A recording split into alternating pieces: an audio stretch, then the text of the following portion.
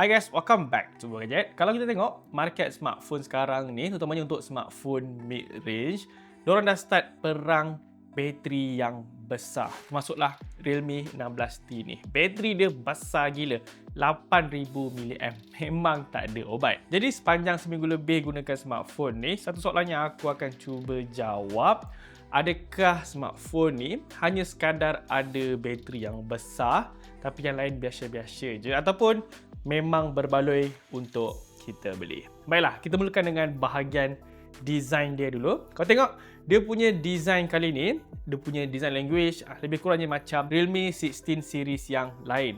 Dia tak jauh beza pun dengan abang-abang dia. Dan yang bestnya pada smartphone ni, walaupun bateri dia besar 8000 mAh, tapi body dia tak tebal. Dia tak bulky, tak rasa beban lah kalau kita pegang sebelah tangan. Dan kau tengok dekat belakang ni pula, memang nampak sangat minimalis lah. Dia kemas. Design dia memang sangat cantik. Untuk bahagian depan dia pula, best juga. Saiz skrin yang besar macam ni memang sedap lah kalau kita nak layan YouTube, Netflix atau nak scrolling media sosial semua tu. Nak scrolling pun rasa lancar je disebabkan refresh rate dia yang sangat tinggi, 144Hz. Cuma panel display yang digunakan ni hanya IPS, bukan OLED.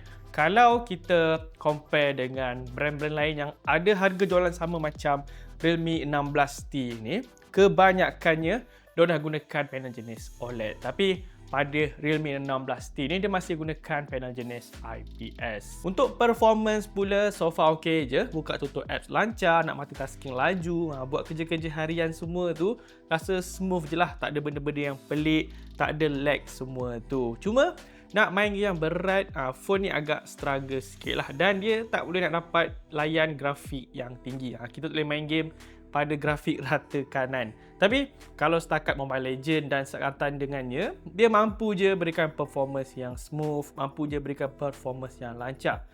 Itu makna kita boleh push rank sampai lebam. Tambah pula, dia ada bateri yang besar. Dan yang menariknya, phone ni ada fungsi bypass charging. So, bolehlah kita main game sambil cas smartphone. Ya, memang boleh. Dia tak akan rosakkan bateri smartphone ni. Even pengecasan dia pun just nice je. Dia ada 45W. Dan yang lagi menariknya, dia juga support reverse charging. Itu makna kita boleh jadikan smartphone ni sebagai power bank. So bolehlah kita cas kita punya earbuds ke, ataupun bolehlah kita cas iPhone kawan kita yang selalu habis bateri tu. Sebab phone ni boleh jadikan dia sebagai power bank. Untuk kamera pula, dia hadir dengan 50MP kamera utama dan 16MP kamera selfie. Realme being Realme, dia sentiasa ada warna yang hidup untuk gambar dia. Yes, color science Realme ni dia macam agak pekat sikit, lebih kepada warna yang vivid. But dia taklah over sangat. Dia just nice je.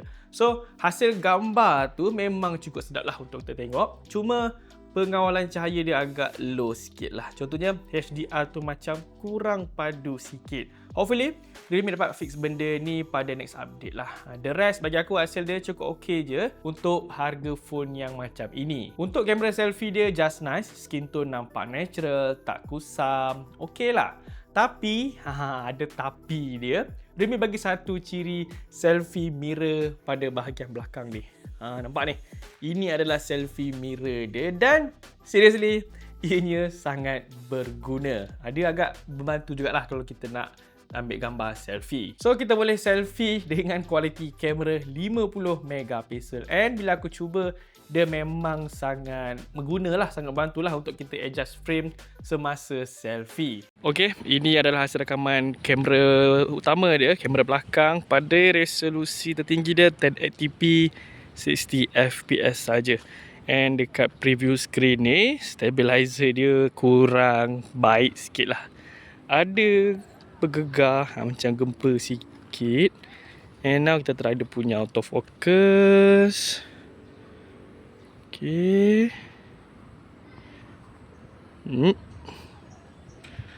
Right. Okay, taklah teruk sangat. And dia punya warna pun just nice. Lebih ke true to life. Hijau nampak hijau. Nampak tu warna biru dia. Nice kan? Right. Cuma itulah stabilizer dia agak kurang sikit. But okay lah. Okay, ni kita try jalan sebelah tangan pula. Mana ada jalan pakai tangan? Jalan laju and sebelah tangan je. Okay, the best thing is dia punya autofocus is terbaik, sangat laju. Untuk rakaman kamera selfie dia pula, dia punya rakaman tertinggi hanya boleh merakam 1080p 30fps sahaja. Kamera belakang tadi 60fps, tapi kamera selfie 30fps sahaja. Yang bagus kat sini, dia punya skin tone memang sangat natural, tak ada pelik-pelik, tak ada nak putihkan muka, tak ada nak cantikkan muka. Just nice. So, okay lah. Dia punya quality macam ni dah okay sebenarnya untuk kita buat video, untuk vlogging macam ni. Nampak? Just nice je. Tadi aku dah cuba dia punya mikrofon pun cukup bagus. Okay. So, ya, inilah dia hasil rakaman kamera selfie pada Realme 16T. Dari segi software pula, Realme turut masukkan beberapa fungsi AI yang semakin popular sekarang ni, yang mana dia ada AI Eraser untuk buang objek, kemudian dia ada AI Instant Clip untuk hasilkan video secara automatik, dan beberapa lagi fungsi AI yang membantu proses editing menjadi lebih mudah. Tapi aku tak rasa orang beli smartphone ni disebabkan ciri AI dia, but still dia nice to have lah untuk harga jualan macam ni, tapi ada ciri AI yang cukup advance, cukup okey lah kan untuk smartphone mid range macam ni. Dia macam kalau ada kira bagus, kalau tak ada mungkin orang tak kisah sangat. Antara ciri lain, antara kelebihan yang ada pada smartphone ni, dia ada IP rating yang sangat lengkap, yang mana dia ada IP66, IP68, IP69 dan juga IP69K. Itu makna dia punya durability, dia punya ketahanan pada smartphone ni memang sangat kuat. Nampak cantik, nampak lawa je kan, tapi sebenarnya dia sebuah smartphone yang sangat kuat. Dia punya IP rating ni antara yang paling lengkap lah yang ada dekat smartphone sekarang ni. Jadi dengan tanda harga jualan RM1,399, sejujurnya phone ni cukup berbaloi untuk beli kalau anda tak kisah sangat tentang kualiti display dia.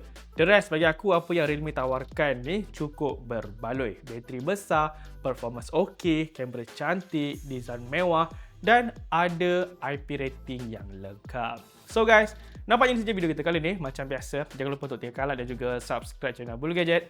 Jumpa lagi next video. Assalamualaikum dan bye-bye. Peace.